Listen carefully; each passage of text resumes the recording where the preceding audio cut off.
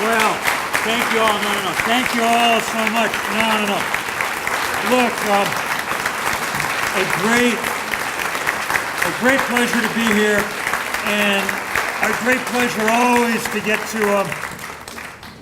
Great pleasure to get to see Dan, of course. And those of you who've never heard him preach should come here of a Sunday morning sometime, and you get a little sense of what it's like.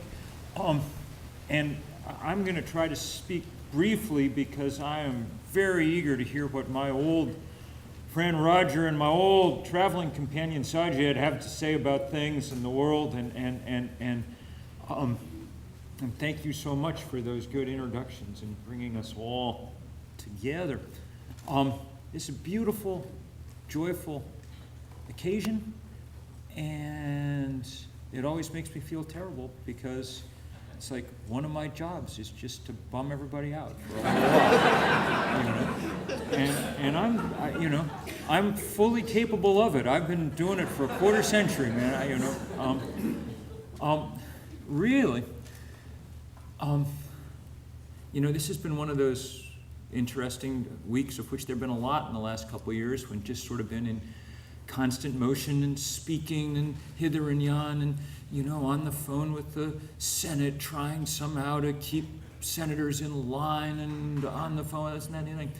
And there are moments in the middle of it when one forgets what the whole point is.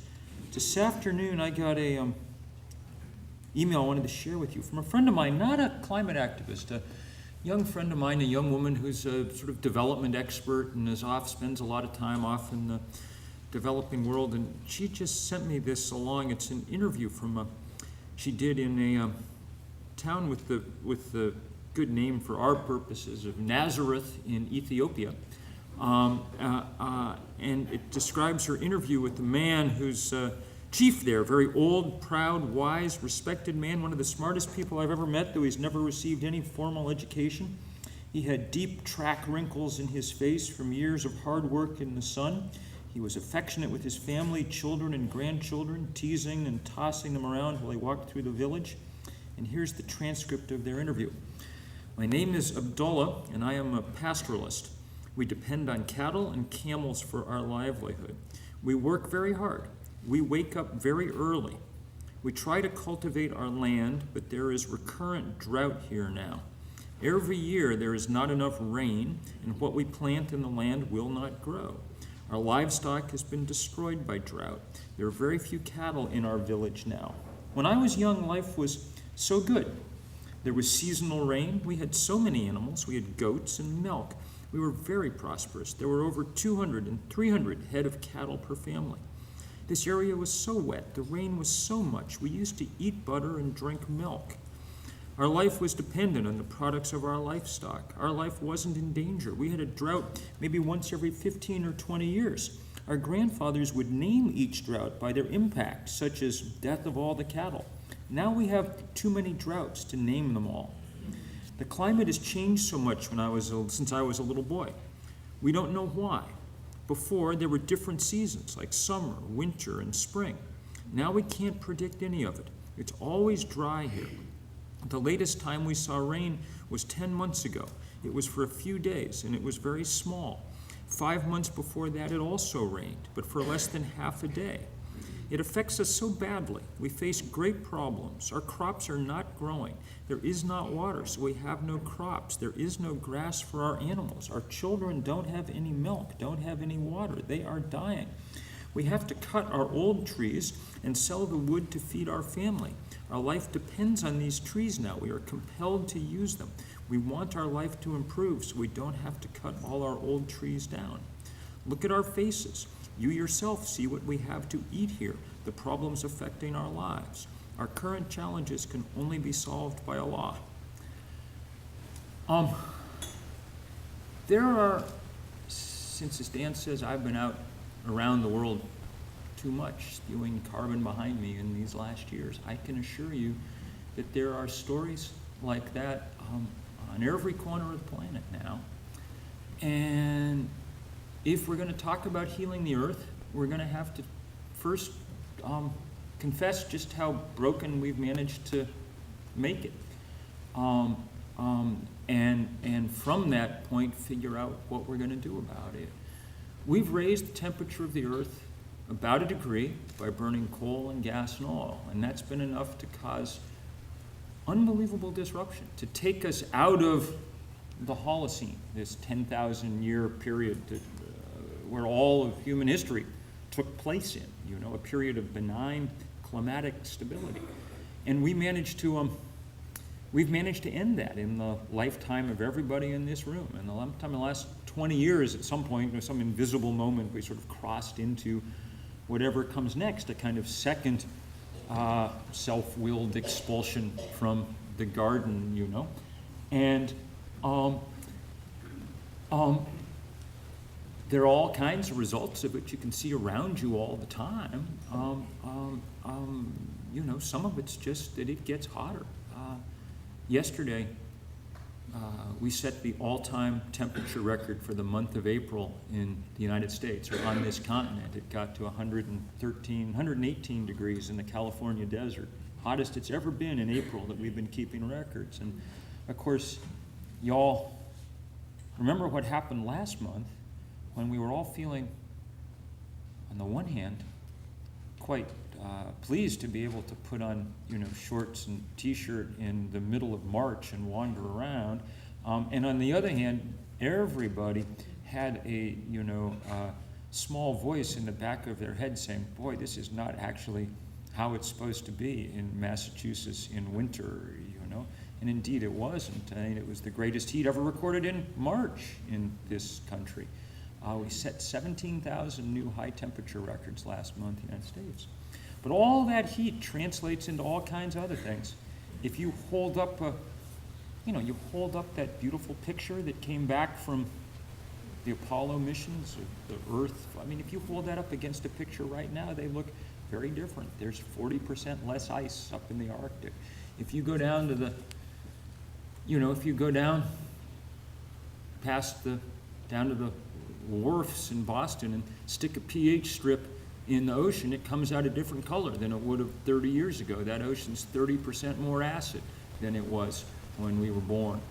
On land, because warm air holds more water vapor than cold, we're seeing this tremendous increase in both drought and flood, place after place after place. So, Russia, summer 2010, drought so bad that the worst heat wave ever, the Kremlin gets spooked and they stop all grain export to the rest of the world, and all of a sudden the price of food around the world just spikes, up 60%, stuck there since pretty much because we keep getting crop failure in place after place after place. For us, 60% increase in the price of corn, not at the end of the world. You pay a lot more for the box than you do for the cornflakes, But if you go out every morning and buy cornmeal to make tortillas for your family for dinner, you notice when the price has gone up 60%, you notice because you eat less than you want to for dinner, and there's a lot of people that have been added to the rolls of the hungry and the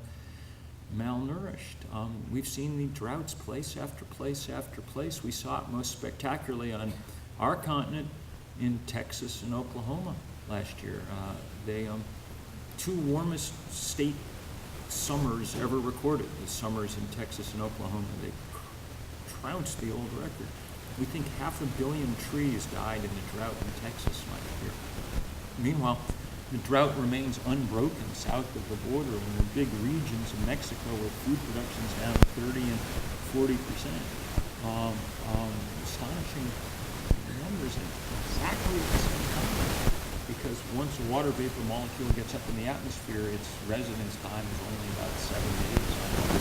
That stuff's coming down. And it comes down in quantity. And so, back in 2010, right at the same moment that Russia's baking, up in the Khyber Pass, a place where they normally get about 3 feet of rain in a year, they got 12 feet of rain in a week. And that's why the Indus swelled to the point where like a quarter of Pakistan was underwater, and there were 20 million people out of their homes for a while, And then it was Queensland in Australia, and then it was, this time last year, the Mississippi and the Missouri that were out of their banks. We were blowing up levees to save towns, most water that had ever come down them. And then in August, I live up in Vermont, it was our turn for this. Hurricane Irene come ambling up the East Coast. It passes over record warm water off New York and New Jersey, allows it to soak up this stuff like a sponge. It carries it out over Vermont and dumps it, and half the state damn near wash away. Bridges and roads gone. It's all we've really talked about or done since all the legislature did all this session was just try to figure out how to put things back to rights. But we had, enough money that we could kind of do it. In November, record rainfalls across Central America. President of El Salvador said, we lost 15 years worth of development last night. That's how many roads and bridges washed away, Then it was Thailand's turn in December. One of the cradles of Buddhist civilization, Bangkok, a big, wonderful city. The flooding there was so off the charts, so it was sort of off the wall. The charts were tacked too. There's water everywhere. They think that the damage was equivalent to 18% of the country's GDP last year. That's a big number. When Hurricane Katrina came, it did damage equivalent to about 0.75% of our GDP. So in percentage terms, 20 times as much impact. Just incredible. And of course, the scary part is we're at the beginning, not the end of this story. We've raised the temperature 1 degree, but the same scientists who told us that was going to happen tell us quite confidently that it's going to be 4 or 5 unless we get our act together very fast. We'll lock in most of that soon.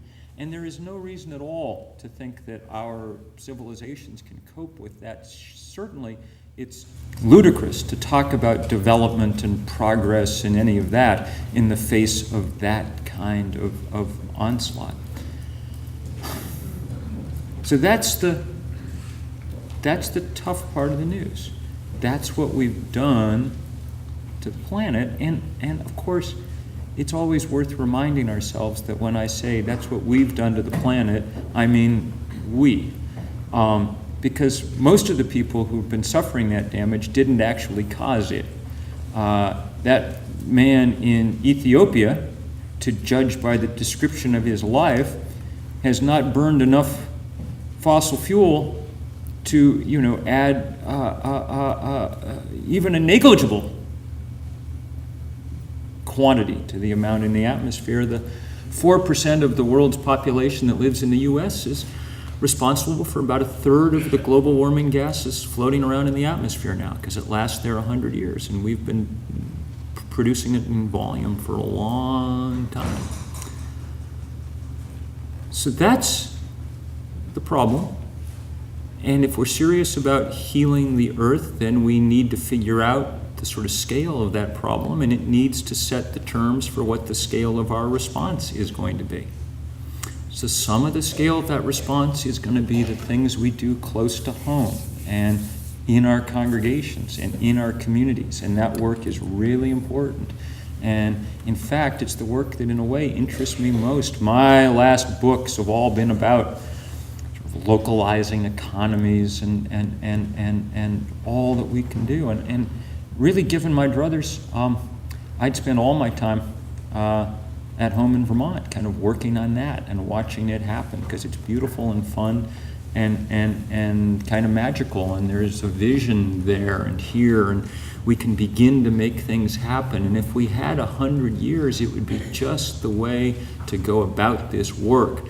The slow, beautiful, graceful cultural evolution at which humans are good, that moves in the kind of pace with which we're comfortable and which our societies can easily deal with.